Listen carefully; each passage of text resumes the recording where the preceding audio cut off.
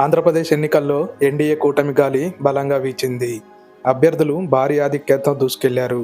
వైఎస్ఆర్సీపీకి ఘోర పరాజయం ఎదురైంది. ఏకంగా మంత్రులు, ఎమ్మెల్యేలకు ఘోరంగా ఊడారు.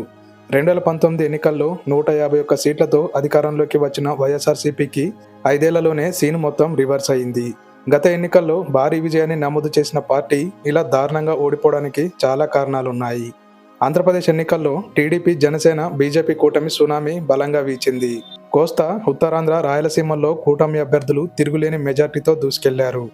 వైఎస్ఆర్సీపీలో మంత్రులు, సిట్టింగ్ ఎమ్మెల్యేలకు నియోజకవర్గాల్లో కూటమి బటపట్టారు.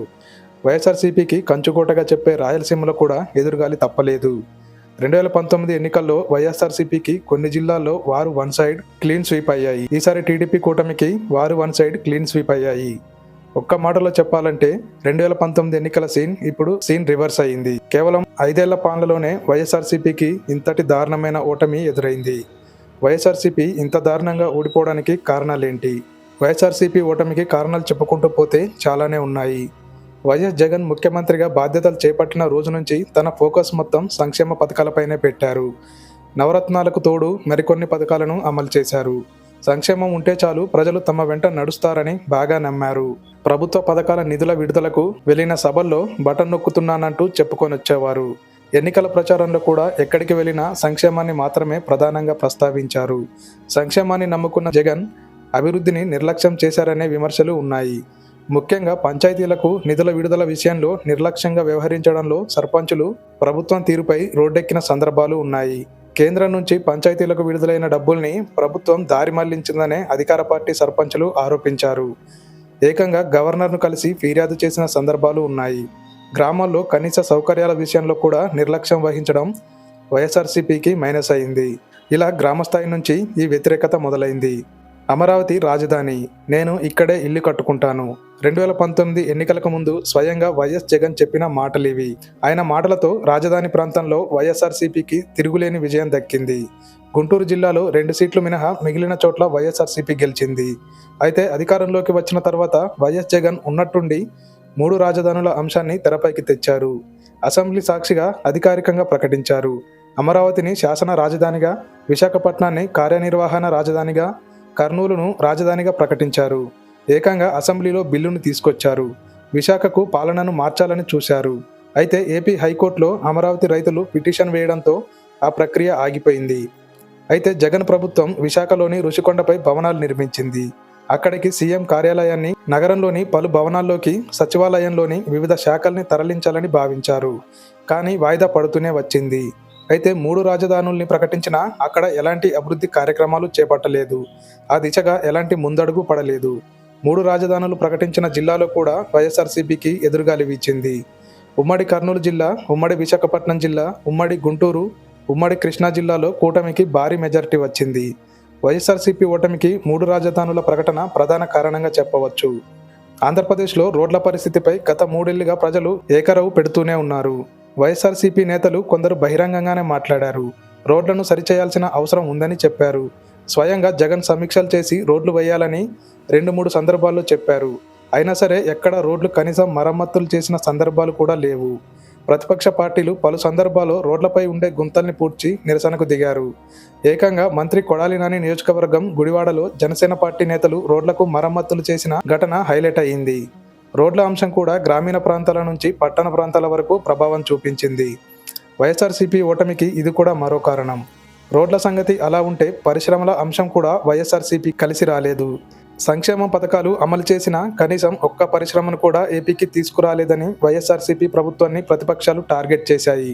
అలాగే దావోసులో జరిగిన వరల్డ్ ఎకనామిక్ ఫోరం సదస్సుకు వెళ్లకపోవడం దారుణమంటూ విమర్శలు వచ్చాయి. టీడీపీ హయాంలో వచ్చిన పరిశ్రమల్ని కూడా వైఎస్ఆర్సీపీ ప్రభుత్వం తరిమేసిందనే ఆరోపణలు వచ్చాయి. ఎన్నికలకు ముందు విశాఖలో పెట్టుబడుల సదస్సు నిర్వహించినా ఆ ప్రభావం అంతగా చూపించలేదు. జగన్ పలు సందర్భాల్లో తాను కూడా విశాఖకు వస్తానని పదే పదే చెప్పారు. విశాఖలో కొన్ని పరిశ్రమల్ని ప్రారంభం చేసినట్లు ప్రభుత్వం చెప్పినా అయినా సరే పరిశ్రమల విషయంలో వైఎస్ఆర్సీపీకి ఎదురుగాలి తప్పలేదు. 2019 ఎన్నికలకు ముందు మద్యాన్ని దశల వారీగా పూర్తి చేస్తామని వైఎస్ జగన్ స్వయంగా ప్రకటించారు. మద్యాన్ని కేవలం 5 స్టార్ హోటళ్లకు పరిమితం చేస్తామన్నారు. మద్యం షాపుల్ని ప్రభుత్వ ఆధీనంలోకి తీసుకువచ్చి ధరల్ని భారీగా పెంచేశారు. అలాగే దేశంలో ఎక్కడా లేని మద్యం బ్రాండ్లు ఏపీలోనే ఉన్నాయని అప్పట్లో సోషల్ మీడియాలో ప్రతిపక్షాలు విమర్శించాయి. వైఎస్ఆర్సీపీ ప్రభుత్వం మద్యాన్ని కల్తీ చేస్తోందని, ఈ మద్యాన్ని ఎన్నో ప్రాణాలు బలయ్యాయని టీడీపీ, జనసేన, బీజేపీలు కేంద్రానికి కూడా ఫిర్యాదు చేశాయి. అలాగే మద్యం షాపుల్లో డిజిటల్ చెల్లింపుల్ని అనుమతించకపోవడంపైన విమర్శలు వచ్చాయి. మద్యం రేట్లు పెరగడం, ధరలు పెంచడంతో మద్యం ప్రియుల్లో కూడా ప్రభుత్వంపై వ్యతిరేకత వచ్చింది. టీడీపీ అధినేత చంద్రబాబు ఎన్నికల ప్రచారంలో ఇదే అంశాన్ని పదే పదే ప్రస్తావించారు. ఈ ప్రభావం కూడా ఎన్నికల్లో కనిపించింది. వైఎస్ఆర్సీపీ ఓటమికి ఒక కారణమైంది. వైఎస్ఆర్సీపీకి ఎన్నికల సమయంలో బాగా డ్యామేజ్ చేసిన అంశం ల్యాండ్ టైటిలింగ్ యాక్ట్. ఈ చట్టం అమల్లోకి వస్తే వైఎస్ఆర్సీపీ ప్రభుత్వం భూమిని లాగేసుకుంటుందని ప్రతిపక్షాలు ప్రజల్లోకి బాగా తీసుకెళ్లాయి. ఎన్నికల ప్రచారంలో ఈ అంశాన్ని టీడీపీ అధినేత చంద్రబాబు, జనసేనాని పవన్ కళ్యాణ్, బీజేపీ నేతలు ప్రజల్లోకి తీసుకెళ్లారు. ఎన్నికల ప్రచార సమయంలో జరిగిన ఘటనలు కూడా వైఎస్ఆర్సీపీకి మైనస్ అయ్యాయి. సీఎం జగన్ సతీమణి పులివెందులలో ప్రచారం నిర్వహిస్తుండగా ఓ రైతు ల్యాండ్ టైటిలింగ్ యాక్ట్పై ఆమెను ప్రశ్నించారు. ముఖ్యమంత్రి సతీమణి కావడంతో ఈ ఘటన రాష్ట్ర వ్యాప్తంగా హైలైట్ అయింది. పట్టాదారు పుస్తకాలపై జగన్ ఫోటో ఉండడం, ప్రజల పొలాలు, స్థలాల్లో వేసిన సరిహద్దు రాళ్లపైన జగన్ బొమ్మ చెక్కి ఉండడాన్ని చూపిస్తూ ఇతర పార్టీలు ల్యాండ్ టైటిలింగ్ యాక్ట్తో జనానికి నష్టమన్న ప్రచారాన్ని తీవ్రం చేయడం జగన్కు నష్టం తప్పలేదు. కూటమి ఈ విషయాన్ని ప్రజల్లోకి తీసుకెళ్లడంలో సక్సెస్ కాగా వైఎస్ఆర్సీపీ కౌంటర్ సరిగా ఇవ్వలేకపోయింది. ఆంధ్రప్రదేశ్ ఎన్నికలకు ముందు జగన్ సర్కార్ పెద్ద రాంగ్ స్టెప్ వేసింది. ఎన్నికలకు కొన్ని నెలల ముందు చంద్రబాబుపై వరుసగా కేసులు తెరపైకి తేవడం, స్కిల్ డెవలప్మెంట్ కేసు అరెస్టు చేయడం, రాజమహేంద్రవరం జైల్లో 50 రోజులకు పైగానే ఉన్నారు. ఆ సమయంలో వైఎస్ఆర్సీపీ ప్రభుత్వానికి వ్యతిరేకంగా ఆంధ్రప్రదేశ్తో పాటు తెలంగాణ, కర్ణాటక, తమిళనాడు, విదేశాల్లో నిరసనలు జరిగాయి. చంద్రబాబు అరెస్టు అంశంతో ప్రజల్లో వ్యతిరేకత వచ్చింది. వైఎస్ఆర్సీపీ ఓటమికి ఇది కూడా ఒక కారణమని చెప్పవచ్చు. చంద్రబాబు మాత్రమే కాదు, ప్రతిపక్ష నేతలపై వరుసగా కేసులు నమోదు చేయడం మైనస్ అయింది. మాజీ మంత్రులు అయ్యన్న పాత్రుడు, అచ్చెన్నాయుడు, నారాయణ, కొల్లు రవీంద్రతో పాటుగా చింతమనేని ప్రభాకర్, జేసీ ప్రభాకర్ రెడ్డి, నారా లోకేష్, దేవినేని ఉమా, కూన రవికుమార్, గౌతు శిరీష ఇలా టీడీపీ నేతలపై కేసుల అంశం వైఎస్ఆర్సీపీ ఓటమికి మరో కారణమైంది. వైఎస్ఆర్సీపీ నేతల అత్యుత్సాహం కూడా ఆ పార్టీ ఓటమికి మరో కారణంగా చెప్పవచ్చు. రాష్ట్ర వ్యాప్తంగా అధికార పార్టీ నేతలు అత్యుత్సాహంతో ప్రతిపక్ష నేతల్ని టార్గెట్ చేశారు. కేసులతో పాటుగా ఆస్తుల్ని టార్గెట్ చేయడం మైనస్ అయింది. కొందరు నేతలు వాడిన పదజాలం కూడా వైఎస్ఆర్సీపీ ప్రజల్లో వ్యతిరేకత వచ్చింది.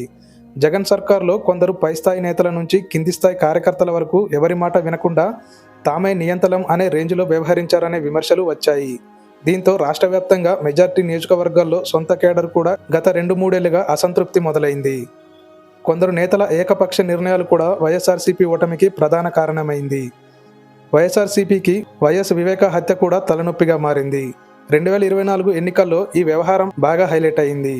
ఏకంగా ముఖ్యమంత్రి వైఎస్ జగన్ ఇంటి నుంచే వ్యతిరేకత మొదలైంది. వైఎస్ వివేక హత్య కేసులో జగన్ సొంత చెల్లెలు వైఎస్ సునీత, షర్మిల అన్న తీరును తప్పుపట్టారు. ఈ కేసులో నిందితుల్ని కాపాడుతున్నారంటూ బహిరంగంగానే విమర్శించారు. వైఎస్ సునీత ఎన్నికలకు ముందు ఈ అంశాన్ని హైలైట్ చేశారు.